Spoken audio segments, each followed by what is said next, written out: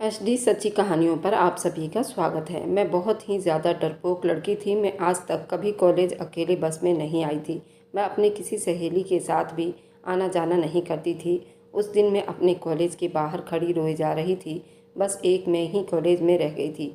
चौकीदार भी था यहाँ पर, कॉलेज की प्रिंसिपल भी अभी थी, जो मुझे घूरे जा रही थी। बार बार बाहर देख रही थी कि अर्जुन मुझे कब लेने आएगा। अभी तक नहीं आ पाया था। प्रिंसिपल ने मेरी तरफ सवालिया नज़रों से देखा तो मैंने नामे सिर हिला दिया। लेकिन कुछ देर के बाद ही अर्जुन की बाइक मुझे दूर से आती हुई नज़र आई थी। मैंने कहा, आ गया अर्जुन। और मुझे तो ऐसा लगता था जैसे मेरे अंदर किसी ने जान डाल दी हो। मैंने जल्दी से अपने आंसू साफ किए, लेकिन अर्जुन भी काफ़ी गुस्से में था।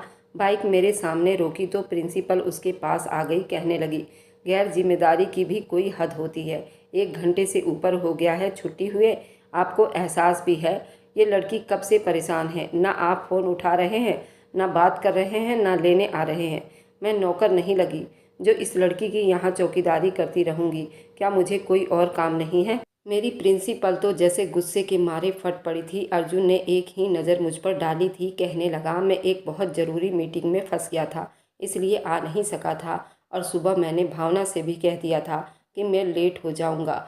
प्रिंसिपल कहने लगी, अगर इतनी ही मीटिंग ज़रूरी थी तो इसको रास्ते तो याद दिला दो कम से कम। ये तो बताओ कि कौन सी बस इसके घर के सामने जाकर रुकती है। कमाल है, मैंने ऐसी बेवकूफ़ लड़की अपनी ज़िंदगी में नहीं देखी। अर्जुन ने गहरी सांस ली थी। कहने लगा, आइंदा आपको शिकायत का मौका नहीं मिलेगा। अर्जुन अपनी गाड़ी की तरफ बढ़ गया। मुझे कहने लगा, बैठो। बड़े गुस्से में अर्जुन ने ये बात कही थी और फिर जैसे ही मैं बाइक पर बैठी, बड़ी तेज़ रफ्तार से उसने बाइक चलाई थी। मैंने कहा, मुझे डर लग रहा है, थोड़ी धीरे चलाओ। आगे से वो मुझसे कहने लगा, शट अप। बड़ा ही गजबनाक बोलने का अंदाज था, इसलिए मैं चुप हो गई। उसे कंधों से मजबूती से पकड़ लिया था। घर के सामने ही बाइक को जाकर ब्रेक लगी थी। मेरी बुआ दरवाज़ा खोलकर शायद मेरा ही इंतज़ार कर रही थी। हम दोनों को देखकर उनके चेहरे की परेशानी ख़त्म हुई थी। कहने लगी, अर्जुन, इतनी देर कर दी तुमने? मैं तो फ़ौरन बाइक से उतरकर बुआ के साथ लग गई थी और रोने लगी। अर्जुन भी अंदर आ चुका था। चाची कहने लगी, क्या हुआ, तुम रो क्यों रही हो? मैंने कहा, बुआ देखो ना, ये अर्जुन मुझे इतना लेट लेने आया था, ऊपर से प्रिंसिपल भी मुझे बातें सुना रही थी। मुझे बहुत डर लग रहा था। वह कहने लगा, इस ड्रामेबाज लड़की को बोलो कि अपनी आंसू साफ करे, नहीं तो थप्पड़ खींच कर लगाऊंगा। उसके मुंह पर यह सुना था कि बुआ ने उसके कंधे पर एक मुक्का रखा था। कहने लगी, शर्म नहीं आती? बच्चे को कोई इस तरह डांटता है? कहने लगा, इतनी बड़ी हो गई है और इसे ये तक नहीं पता कि उसके कॉलेज से कौन सी बस हमारे घर तक आती है। क्यों इसे हाथ का छल्ला बना रखा है आपने? मैं बिल्कुल अपनी बुआ की आगोश में छुपी बैठी थी। वह कहने लगी, छोटी है अभी, और तुम किसके लिए हो? तुम्हारी जिम्मेदारी। कहने लगा, हाँ हाँ, सब कुछ मेरी ही जिम्मेदारी है, और क्या, उसकी कोई जिम्मेदारी नहीं। आपने इसे बिगाड़ कर रखा हुआ है। ये इतनी बेवकूफ़ है, मुझे ज़रा सी देर क्या हो गई तो रो रही थी। इसको इतनी भी शर्म नहीं आती कि सेकंड ईयर में पढ़ती है। भला उसकी उम्र की लड़कियां रोती हैं क्या? मेरी बुआ कहने लगी, चल छोड़ अब, और खबरदार जो मेरी बच्ची को कुछ कहा।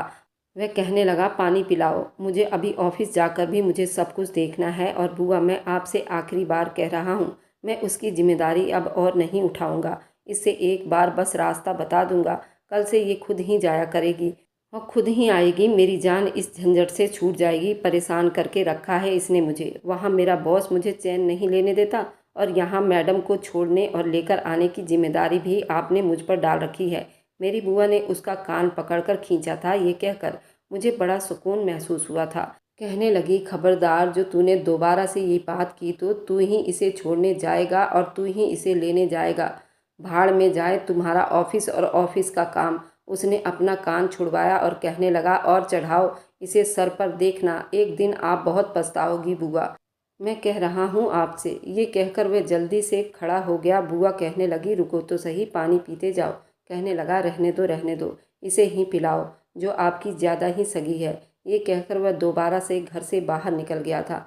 मेरी बुआ मुझे चूमने लगी और अपने सीने से लगा लिया। कहने लगी, उसको तो रात को आने दो, बहुत डांटूंगी, कल से तुम्हें जल्दी लेने जाएगा। मेरी बच्ची 1 घंटे से भूखी प्यासी वहाँ खड़ी रही। चलो जाओ, कपड़े बदल लो, मैं अभी तुम्हें खाना गर्म करके देती हूँ।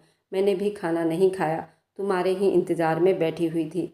मुझे याद नहीं कि माँ कैसी होती हैं। मैंने तो अपनी माँ को कभी देखा भी नहीं था। मेरी पैदाइश पर ही मेरी माँ का देहांत हो गया था और मेरे बाप को मुझसे इतनी नफरत थी कि मुझसे कहते थे कि इस डायन ने आते ही मेरी पत्नी को मुझसे छीन लिया। मेरे पापा मेरी माँ से बहुत मोहब्बत करते थे, लेकिन मेरी पैदाइश पर कुछ ऐसा केस बिगड़ गया कि मेरी माँ बच नहीं सकी। मेरी बुआ ने ही मुझे पाला पोसा था, अपनी गोद में लिया था। ममता की आगोश में मैंने बुआ की गोद से ही पाई थी। कुछ साल बाद ही मेरे पापा विदेश चले गए थे और वहीं उन्होंने दूसरी शादी भी कर ली थी। ना तो दोबारा कभी लखनऊ आए, ना ही कभी मेरी खैरियत पूछी। मैं उनके लिए ऐसी थी जैसे मेरा इस दुनिया में वजूद ही ना हो। हाँ, कभी कभी बुआ से बात कर लिया करते थे, पैसों का पूछ लेते। बुआ को मेरे पापा पर बड़ा गुस्सा आता था। कहती थी, विजय भाई, आप क्या समझते हो? क्या मेरी बच्ची मुझ पर बोझ है? आपकी दो रोटियां की मोहताज है?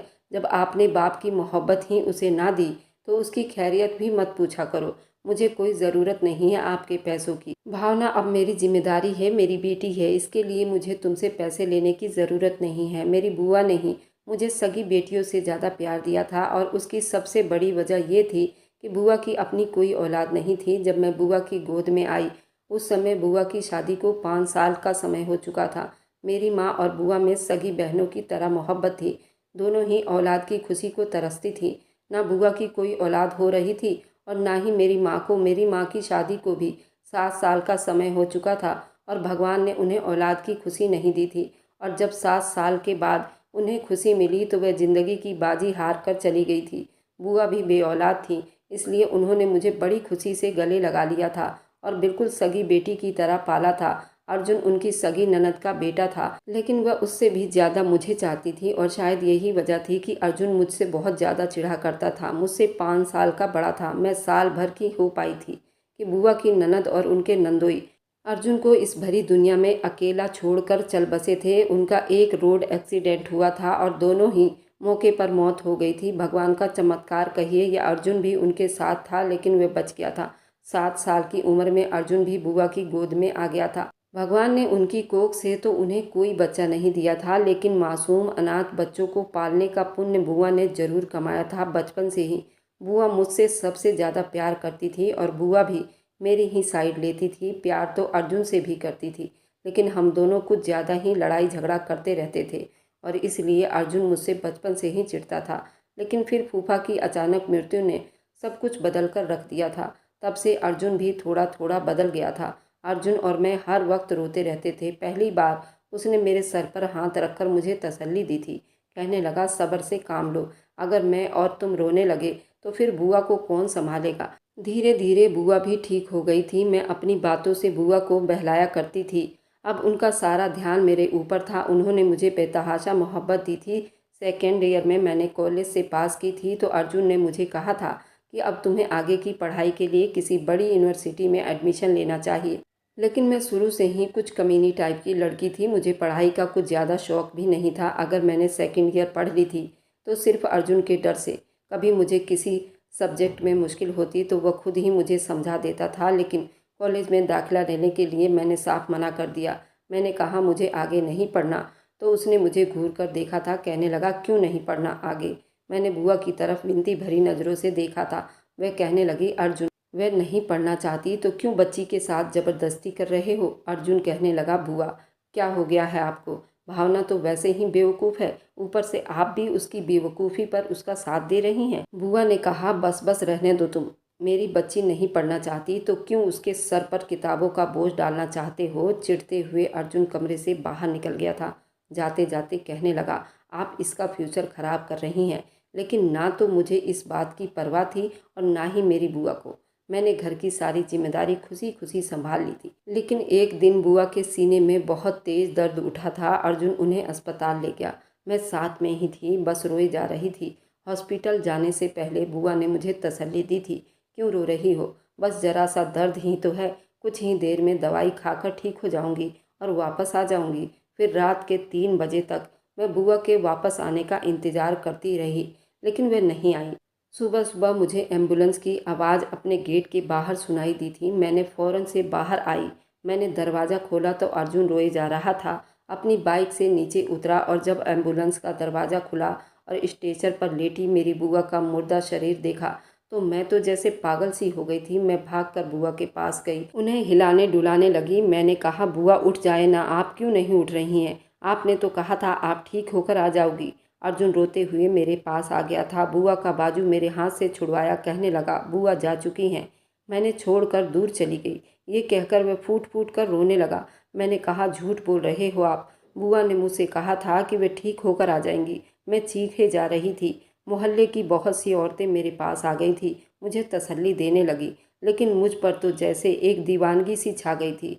मैं रोए जा रही थी। 4-4 5-5 दिन ऐसे ही गुजर गए थे। न मैंने ठीक से खाना खाया था, ना ही मैं ठीक से सो पाई थी। छठे दिन अर्जुन मेरे कमरे में आया था। उसके हाथ में खाने की प्लेट थी। वो मेरे पास बैठ गया, कहने लगा, बुआ ने वापस नहीं आना है। अगर ऐसा होता तो कब की आ चुकी होती। कुछ हकीकतें बहुत अटल और कड़वी होती है भावना, लेकिन फिर भी हमें वह सहनी पड़ती है। तुम्हारे आंसू इस बात का हल नहीं है।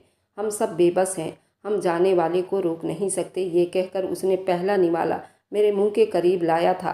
पहली बार मुझसे बड़ी नरमी और प्यार से बात की थी। मैंने खाना खा लिया, फिर कहने लगा, मुझे तुमसे कुछ ज़रूरी बात करनी है। मैंने कहा, जी कहिए। कहने लगा, जब बुआ थी तब बात और थी, लेकिन अब बात कुछ और है। मैंने एक ठंडी गहरी सांस भरी थी। मैं सोच भी नहीं सकती थी कि ज़िंदगी में एक ऐसा समय भी आएगा। जाहिर है मेरा और उसका रिश्ता कोई ऐसा नहीं था कि हम दोनों अकेले एक ही छत के नीचे रहते। मुझे लगा शायद वो मुझे अपनाने की बात करेगा। हालांकि मैंने कभी भी उसके बारे में ऐसा कुछ नहीं सोचा था, लेकिन मैं क्या कर सकती थी। मैंने सोचा था अगर वो मुझसे शादी करने की बात करेगा तो मैं उससे कर लूँगी, क्योंकि मेरा कोई सहारा भी नहीं था। लेकिन जो बात उसने मुझसे कही मैं सोच भी नहीं सकती थी। वह कहने लगा कि मैंने बाहर जॉब के लिए अप्लाई किया था और कुछ दिन पहले ही वहाँ से कॉल आ चुकी थी। बुआ ने तो मुझे जाने की अनुमति दे दी थी, लेकिन पता नहीं था कि वे इस दुनिया से इतनी जल्दी चली जाएंगी। मैं चाहता हूँ कि मैं तुम्हें हॉस्टल भिजवा दूँ। तुम वहीं हॉस्टल में रहकर अपनी पढ़ाई पूरी करना। मैंने कुछ साल विदेश में रहकर ही काम करना है। ये सुनकर तो मेरे आंसू फिर से बहने लगे थे। वह कहने लगा, परेशान मत हो, मैं बीच में 2 या 4 महीने के लिए एक चक्कर लखनऊ का लगाता रहूँगा, तुमसे मिलने आऊँगा, लेकिन मुझे भी अपने फ्यूचर के बारे में सोचना है। मैंने कहा, मैं हॉस्टल में रहना नहीं चाहती। कहने लगा, तुम्हें कोई परेशानी नहीं आएगी, मैं सब कुछ देखभाल करता रहूँगा। मैंने कहा, मुझे फिर भी हॉस्टल में नहीं रहना, आपको भी कोई ज़रूरत नहीं है दूसरे देश जाने की।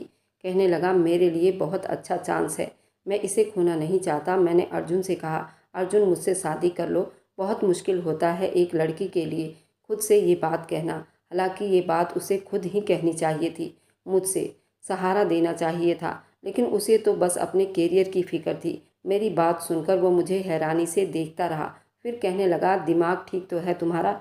मैंने कहा कि हम एक छत के नीचे बिना किसी रिश्ते के नहीं रह सकते। मैं जानती हूँ कि लोग बातें करेंगे, लेकिन हमारी शादी हो जाएगी तो कोई कुछ नहीं करेगा। मेरी बात सुनकर वह कहने लगा, मैं ऐसा नहीं कर सकता। मुझे हैरानी हुई थी। कहने लगा, मैं किसी और लड़की को पसंद करता हूँ भावना, तुम्हें अपने बारे में अब खुद ही सोचना चाहिए। हॉस्टल में रहो और अपनी पढ़ाई पूरी करो और अपना भी कैरियर बनाओ। मैं तुम्हारी उंगली पकड़कर तुम्हें नहीं चला सकता। I am sorry. ये सुनकर मैं रोने लगी थी। मैंने कहा, अर्जुन, मैं अकेली नहीं चल सकती हूँ, आप जानते हैं बचपन से अब तक तुम्हारी उंगली पकड़कर ही चली हूँ।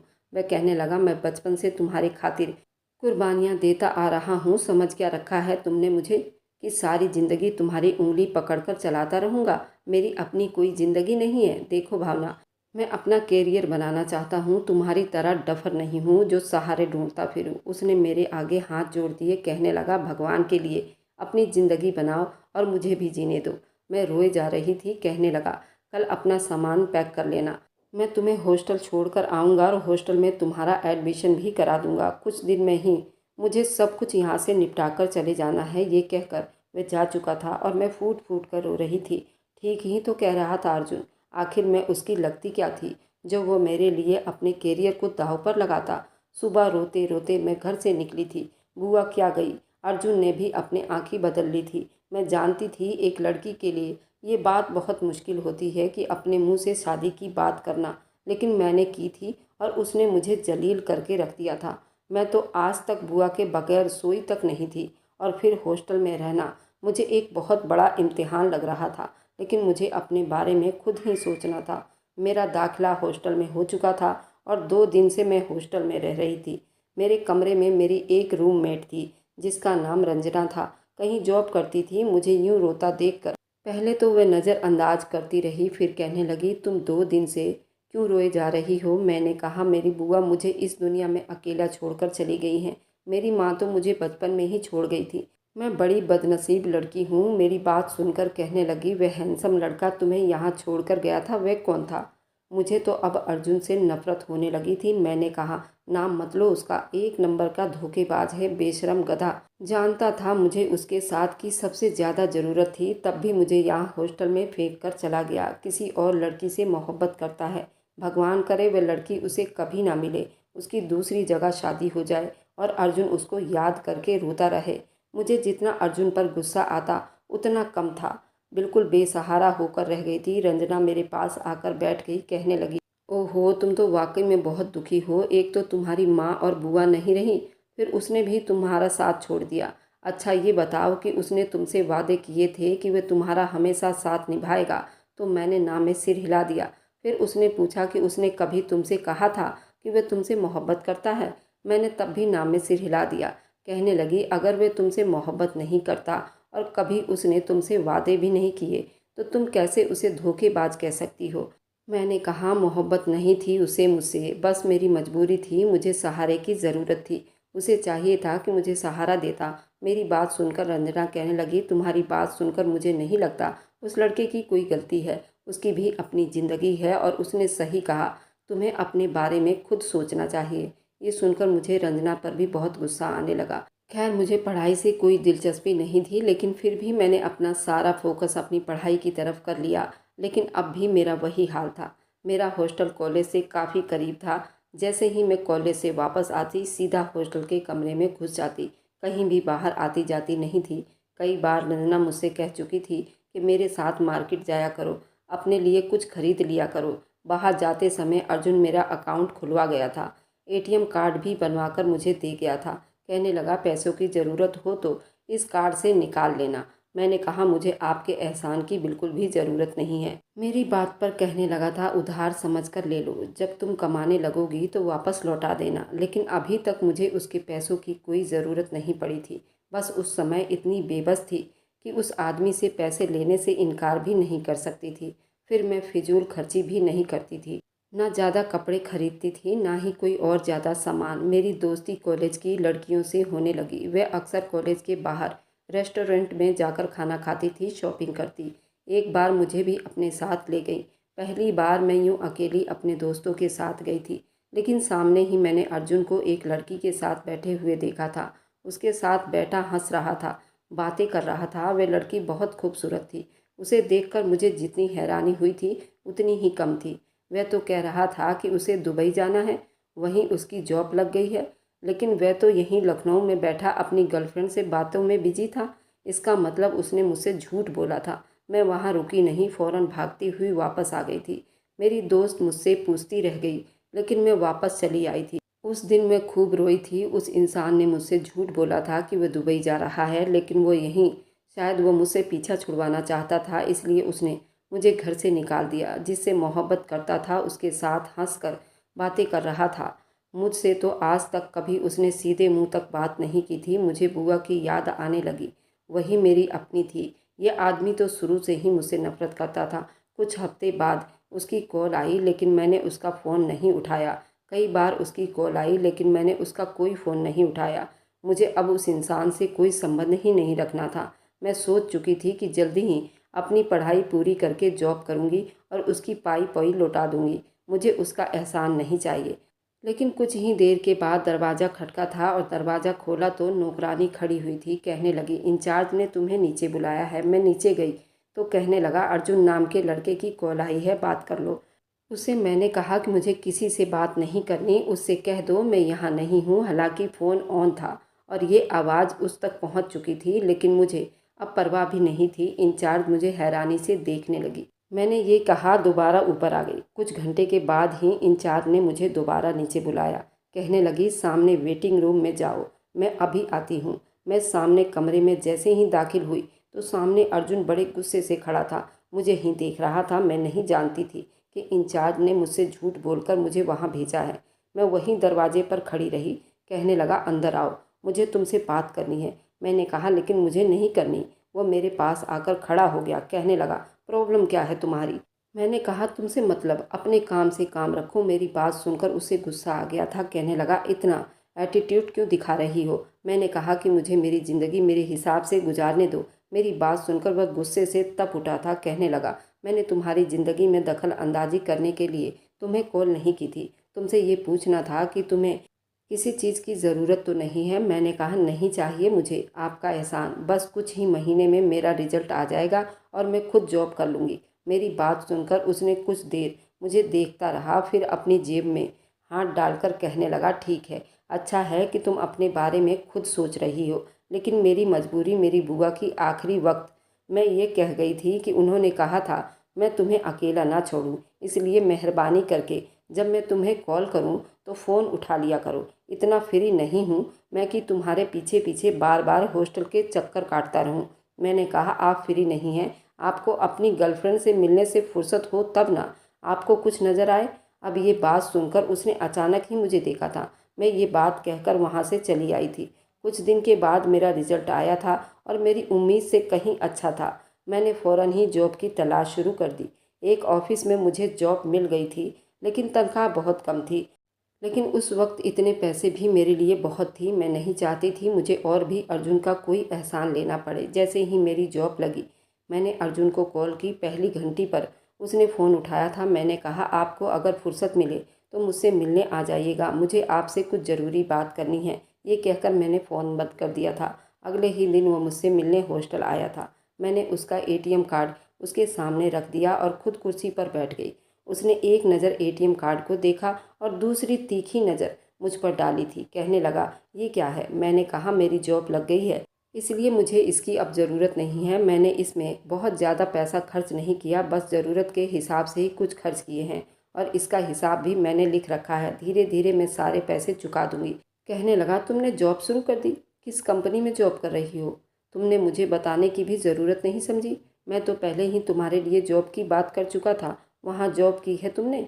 उसने मेरी किसी भी बात को अहमियत नहीं दी थी, लेकिन मुझे उसकी सिफारिश की जॉब की कोई ज़रूरत नहीं थी। मैंने कहा, बचपन से अब तक बहुत एहसान कर दिए आपने मुझ पर, लेकिन अब बेफिक्र रहें, बहुत जल्दी आपको सब कुछ लौटा दूंगी। कहने लगा, ये बेकार की बातें सुनने के लिए मैं यहाँ नहीं आया हूँ। जो तुमसे पूछ रहा हूँ बस उसका जवाब दो। कहाँ जॉब की है तुमने? मुझसे पूछे बगैर तुम कुछ भी करने लगी हो। मैंने कहा, आप ये हक नहीं रखते। अपना फैसला करने में मैं आज़ाद हूँ, समझे आप? और आप भी यही चाहते थे। मेरी बात सुनकर वह गुस्से से मुझे देखने लगा। कहने लगा, भाड़ में जाओ तुम। ये कहकर वह खड़ा हो गया। मैंने कहा, जाते हुए अपना एटीएम कार्ड ले जाइएगा। मेरा ये कहना था कि उसके कदम वहीं रुक गए थे। उसने पलटकर मुझे बड़े ही गुस्सैली नज़रों से देखा था। कहने लगा, भावना, बहुत ज़्यादा बदतमीजी बर्दाश्त कर रहा हूँ तुम्हारी। इस कार्ड को अपने पास रखो, समझी? ये कहकर वहाँ से चला गया। आज मेरे दिल को कुछ सुकून मिला था। मैंने अपने दिल की सारी नाराज़गी और सारा गुस्सा निकाल लिया था और फिर ऑफिस जाने लगी थी तो मुझे अपने कपड़ों का भी ख्याल आने लगा। इसलिए मैंने उधार की नीयत से उस एटीएम कार्ड से पैसे निकाले। बाद में उसे वापस कर दूंगी और अपने कपड़े और ज़रूरत का सामान ले आऊँगी। लेकिन जैसे ही अगले दिन मैं ऑफिस पहुँची तो बॉस ने मुझे फ़ौरन से अपने कमरे में बुलाया था। जैसे ही कमरे में दाखिल हुई तो सामने अर्जुन को बॉस के साथ बैठा देखकर मेरे तो तलवों पर लगी और सर पर जाकर बुझी थी। ये आदमी यहाँ भी पहुँच गया था, इसे क्या तकलीफ़ थी? जब ये मुझे अपनी ज़िंदगी से निकाल कर बाहर कर चुका था तो क्यों मेरे फैसले अपने हाथ में रखना चाहता था? मुझे देखकर बॉस कहने लगा, भावना जी अंदर आइए और बैठिए। आपने बताया क्यों नहीं कि आप अर्जुन की रिश्तेदार हैं? अगर आप मुझे बता देती तो मैं आपको एक अच्छी जॉब दे देता। मैं उस आदमी का कोई एहसान नहीं लेना चाहती थी। पता नहीं वह क्यों आया था, क्या जानना चाहता था। शायद वह अपना एक और एहसान मुझ पर जताना चाहता था। बॉस अर्जुन से कहने लगा कि यार तुम बेफिक्र रहो, भावना को मैं बहुत कुछ सिखा भी दूंगा और एक अच्छी पोस्ट भी दे दूंगा। अगर मुझे मालूम होता कि ये तुम्हारी रिश्तेदार है तो तुम्हें कहने की भी ज़रूरत नहीं पड़ती। अर्जुन कहने लगा, चलो अब तो पता चल गया ना, बस इसका ज़रा ख्याल रखिएगा, बड़ी ही पागल सी लड़की है। बॉस कहने लगा, ज़रूर, बस तुम बेफिक्र रह जाओ। अर्जुन वहाँ से जा चुका था, लेकिन मैं भी सोच चुकी थी यहाँ जॉब नहीं करूँगी। लेकिन फ़िलहाल तो मेरे हाथ में कोई दूसरी जॉब भी नहीं थी। बॉस ने ऑफ़िस की ही एक लड़की को मेरे पास भेजा, जो मुझे ऑफ़िस के काम सिखाने में मदद करने लगी। कंप्यूटर, लैपटॉप काफ़ी कुछ मुझे सिखा रही थी, लेकिन इसी दौरान मैंने दूसरी जगह भी अपनी जॉब के लिए अप्लाई किया हुआ था। मैं चाहती थी जैसे ही मेरी कहीं और जॉब लगे, मैं ये जॉब छोड़ दूँगी। एक दिन मैं ऑफ़िस से वापस आई, तो रंजना मार्केट जाने के लिए तैयार थी। कहने लगी, चलो ना मेरे साथ भावना, मुझे अपने गांव जाना है और सबके लिए तोहफे लेने हैं, मेरी मदद कर देना। मैं उसके साथ मॉल में चली गई। उसके साथ साथ मैं अपनी भी शॉपिंग कर रही थी कि एक दुकान पर मैंने उसी लड़की को अर्जुन के साथ देखा था, लेकिन मैं चाहती थी कि मैं उसकी नज़रों में ना आऊं तो अच्छा है। उस लड़की को देखकर मेरे अंदर आग सी लग गई थी, और ऐसा क्यों था मैं नहीं जानती थी, लेकिन अर्जुन मुझे देख चुका था। फ़ौरन से मेरे पास आ गया। वह लड़की भी उसके साथ ही थी। वह कहने लगा, पमी, ये मेरी कज़न है भावना। वह बड़ी खुश दिली से मेरी तरफ बढ़ने लगी थी, लेकिन मैंने उसे हाथ नहीं मिलाया था। मैंने कहा, मैं उसकी कुछ भी नहीं लगती, सॉरी। ये कहकर मैंने रंजना के पास चली गई। उस लड़की का चेहरा उतर गया था। उसने अपना बढ़ा हुआ हाथ पीछे कर लिया था और अर्जुन मुझे गुस्से में घूर रहा था। मैंने कहा, रंजना जल्दी करो यार, मुझे लेट हो रहा है। हालांकि मुझे कोई काम भी नहीं था, लेकिन मुझे अर्जुन पर यह जाहिर करना था कि वो मेरे लिए कुछ भी अहमियत नहीं रखता, और उसकी गर्लफ्रेंड तो बिल्कुल भी नहीं अहमियत रखती। मैं जानती थी वह गुस्से से पागल हो रहा होगा, और ये सोचकर मुझे बड़ी खुशी हुई थी, क्योंकि उसकी फ्यूचर में होने वाली पत्नी को मैंने उसकी औकात दिखा दी थी। मैंने रंजना से कहा, जल्दी करो, बाकी की शॉपिंग बाद में कर लेना। मैं उसे घसीटते हुए बाहर ले आई। कहने लगी, तुम्हें किस चीज़ की जल्दी थी? मैंने कहा, बस मैं थक गई हूँ, वापस चलो। मैं रंजना के बिगड़े हुए मूड को भी नज़रअंदाज कर दिया था, लेकिन जैसे ही हॉस्टल आई, मुझे अर्जुन की कॉल आने लगी। मैंने फ़ोन उठाया। कहने लगा, मुझे अंदाज़ा नहीं था कि तुम इस कदर बदतमीजी पर उतर आओगी। तुम्हें हाथ मिलाने तक की फुर्सत नहीं थी। पम्मी क्या सोच रही होगी तुम्हारे बारे में? मेरी रिश्तेदार होकर तुम इतनी बदतमीज हो। मैंने कहा, बड़ा दुख हो रहा होगा आपको ना। इतनी बड़ी बात तो नहीं थी, लेकिन हाँ, आपके लिए तो बहुत बड़ी बात होगी। आपकी मोहब्बत को तकलीफ़ जो हुई थी। लेकिन क्या है ना मिस्टर अर्जुन, की मैं आपकी गुलाम नहीं हूँ। ये कहकर मैंने फ़ोन बंद कर दिया था। आज मेरे दिल को बहुत सुकून मिला था। उस वक्त वह गुस्से से ही सही, लेकिन मेरे बारे में सोच तो रहा होगा। सुबह सुबह मुझे एक और खुशखबरी मिल गई कि जहाँ मैंने जॉब के लिए इंटरव्यू दिया था, वहाँ से कॉल आ चुकी थी।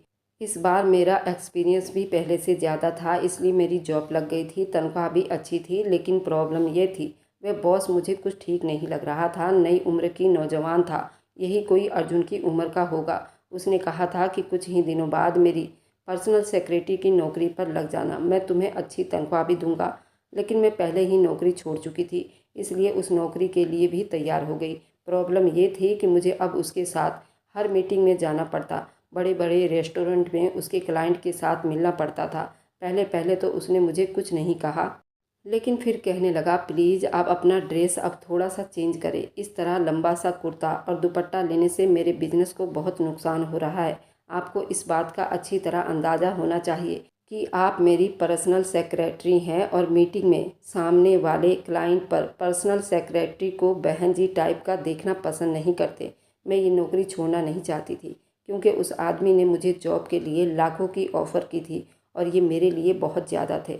मैं कुछ सालों में ही अर्जुन का सारा पैसा उसके मुंह पर मार सकती थी। इसलिए मैंने नौकरी ज्वाइन कर ली थी, और उसी की इच्छा के अनुसार मैंने थोड़ा अपना फैशन के कपड़े पहनना शुरू कर दिए थे। अब जीन्स और टॉप पहनने लगी थी, बालों को भी खुला छोड़ दिया था। इन दिनों मेरे बॉस की बेबाक नज़रें मुझ पर उठने लगी थी। कभी वो मीटिंग के बीच मेरा हाथ पकड़ लेता, कभी मेरी तारीफ़ें करने लगता। एक बार मैं उसके साथ मीटिंग के लिए रेस्टोरेंट में गई थी। मेरी नज़र अर्जुन पर पड़ गई। वह अपने कुछ दोस्तों के साथ वहाँ बैठा था, बातों में बिजी था। उसने मुझे देखा, लेकिन फ़ौरन ही नज़र हटा ली। अब मुझसे ज़्यादा बातचीत नहीं करता था, लेकिन अचानक ही शायद उसे अपनी आंखों पर विश्वास नहीं हुआ था। उसने दोबारा पलटकर मुझे देखा था। मेरा हुलिया तो पूरा चेंज था, इसलिए शायद उसने मुझे चौंक कर देखा था। मेरा बॉस अपने क्लाइंट से बात कर रहा था, साथ ही साथ मेरा हाथ भी पकड़े हुए था। मेरी नज़र अर्जुन पर पड़ी तो मेरे हाथ की तरफ ही देख रहा था, जो कि मेरे बॉस के हाथ में था। उसका चेहरा और आंख न जाने क्यों लाल हुई थी। फ़ौरन से उठकर मेरे पास आया। कहने लगा, भावना उठो, यहाँ से कौन है ये आदमी? उसके गजबनाक शब्दों पर मेरा दिल जोर से धड़का था, क्योंकि इतने गुस्से में मैंने उसे पहले कभी देखा ही नहीं था जितने गुस्से में वह आज था। मेरा बॉस खड़ा होकर नासमझी से उसे देखने लगा। कहने लगा, मिस्टर, आप कौन हैं? वह कहने लगा, ये मेरी रिश्तेदार है और मैं इसे यहाँ से लेकर जाऊँगा। बॉस कहने लगा, देखिए मिस्टर, अभी मीटिंग में हम लोग बिजी हैं। आपको कोई घरेलू बात करनी है तो आप बाद में कर लेना। फिर अर्जुन मुझसे कहने लगा, भावना, तुमने पहली नौकरी क्यों छोड़ दी और ये जॉब क्यों कर ली? तुमने मुझे बताया भी नहीं। मैंने कहा, आपको सुनाई नहीं दे रहा? हम लोग मीटिंग में बिजी हैं, मैं आपसे बाद में बात करूंगी, ये कहना था। उसने मुझे बाजू से पकड़ा। कहने लगा, चलो मेरे साथ, आज तुम्हारा दिमाग ठीक करके रख दूंगा। बहुत बर्दाश्त कर लिया तुम्हें। ये सुनकर मेरा बॉस और सामने बैठे आदमी भी खड़े हो गए। कहने लगे, आप कैसे किसी लड़की के साथ बदतमीजी कर सकते हैं? वे कहने लगा, ए मिस्टर, अपने काम से काम रखो, ज़्यादा अच्छा है। मैंने कहा, अर्जुन छोड़ो मुझे। तुम होते कौन हो मेरे साथ ज़बरदस्ती करने वाले? मेरी ज़िंदगी है, जिसके साथ चाहे जाऊं और जहां चाहे जाऊं और चाहे जो करूं। वह कहने लगा, शट अप भावना, अगर एक शब्द भी तुम्हारी जुबान से निकला तो जान से मार दूंगा तुम्हें। अच्छी दादागिरी थी उसकी। ना ही वो मुझे अपनाया था, ना ही मुझे छोड़ता था। कौन होता था वह मुझ पर हक जमाने वाला? जब मुझसे शादी नहीं कर सकता था तो मुझ पर रौब क्यों जमा रहा था? जी में आया कि उसका गुस्से से जवाब दूं, लेकिन वह जिस कदर गुस्से में था, मैं डर गई थी कि कहीं वह सचमुच ही मुझे जान से न मार बैठे। मुझे बाहर रेस्टोरेंट से लेकर आ गया। गाड़ी खड़ी थी, फ्रंट डोर खोलकर उसने मुझे धकेलते हुए बिठाया था और फिर ड्राइविंग सीट पर बैठ गया। बड़ी ही रफ ड्राइविंग कर रहा था। मैंने कहा, गाड़ी धीरे चलाओ। कहने लगा, शट अप। हैरानी मुझे उस समय हुई जब वो मुझे बुआ के घर लेकर आया था। दरवाज़ा खोला और मुझे मेरे कमरे में ले जाकर धकेल कर बेड पर फेंका था। मैं फ़ौरन से खड़ी हो गई। कहने लगा, किससे पूछकर तुमने जॉब को बदला है और ये क्या पहन रखा है तुमने? और वह आदमी कौन होता था, तुम्हारा हाथ पकड़ने वाला? बड़े गुस्से से वो मुझसे पूछ रहा था। मैंने कहा, मेरी ज़िंदगी है, मैं जैसे चाहूँ जीऊँ, और तुम कौन होते हो मुझ पर हुक्म जमाने वाले? कि तभी उसने जोरदार थप्पड़ मेरे मुंह पर मारा था कि मैं बेड पर जाकर गिरी थी। कहने लगा, मेरी गलती थी जो मैंने तुम जैसी बेवकूफ़ लड़की को समाज में चलने के लिए छोड़ दी।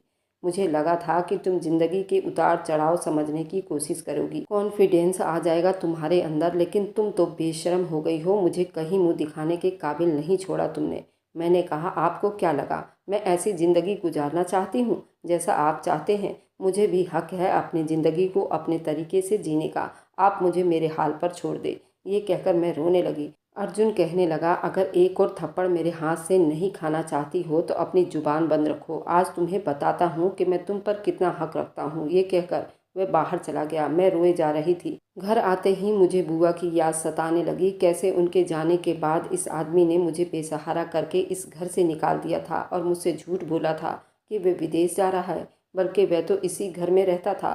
बस मुझे निकालना चाहता था और अब मुझ पर रोब जमा रहा था। कुछ देर के बाद जब आया तो उसके हाथ में एक डिब्बा पकड़ा हुआ था, काफ़ी बड़ा था। बेड पर पटक कर कहने लगा, पहनो इसे, आज तुम्हें बताता हूँ मैं कौन हूँ तुम्हारा। मैंने वह डिब्बा खोल कर देखा तो उसमें एक बहुत ही खूबसूरत शादी का लहंगा था।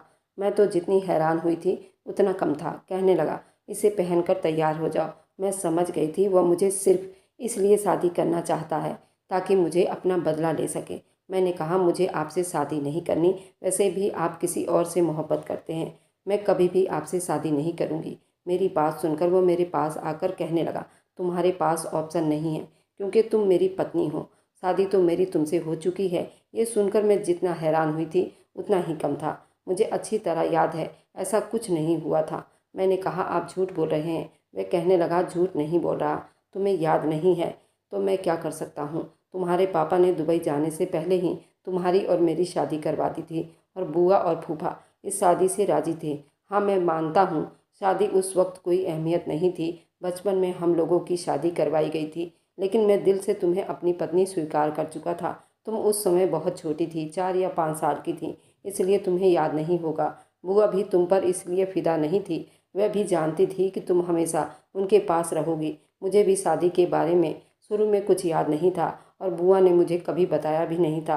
वह कहने लगा कि बुआ ने इसलिए नहीं बताया होगा क्योंकि वह नहीं चाहती थी कि बचपन में तुम्हें इस तरह की बातें बताई जाएं। लेकिन अपने मरने से कुछ दिन पहले बुआ ने मुझे ये कहा था, भावना के साथ पूरी रस्मों रिवाज से शादी करके उसे अपना लेना। मेरे पास ज़्यादा समय नहीं है, वरना मैं खुद अपने हाथों से उसे अपनी बहू बनाकर लाती। मैं चाहता तो तुम्हें शादी करके इस घर में रख सकता था, लेकिन मैं चाहता था तुम अपनी पढ़ाई पूरी करो और तुम्हारे अंदर कॉन्फिडेंस आ जाए, क्योंकि तुम बहुत ही डरपोक टाइप की लड़की थी। बात बात पर रोने वाली लड़कियां मुझे बिल्कुल भी पसंद नहीं थी, इसलिए तुम्हें तुम्हारे पैरों पर खड़ा करना चाहता था। मुझे लगा शायद बुआ तुम्हें बता चुकी होंगी कि तुम्हारी और मेरी बचपन में ही शादी हो गई थी, लेकिन जब तुमने मुझसे शादी की बात की तो मैं समझ गया था कि बुआ को शायद ऐसा मौका मिला ही नहीं है। मेरे पास ये एक ही मौका था, इसलिए मैंने तुमसे झूठ बोला था। मैं चाहता था तुम हॉस्टल में रहो, तुम्हें दुनिया की रंग ढंग का पता चले, लेकिन शायद मेरी किस्मत की खराबी है,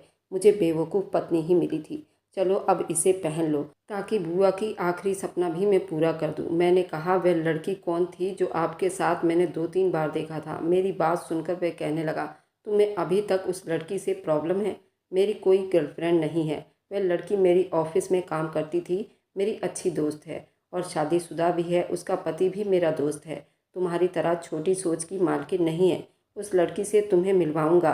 खैर अभी तुम जाओ और तैयार होकर आओ, पंडित जी कुछ ही देर में आने वाले होंगे।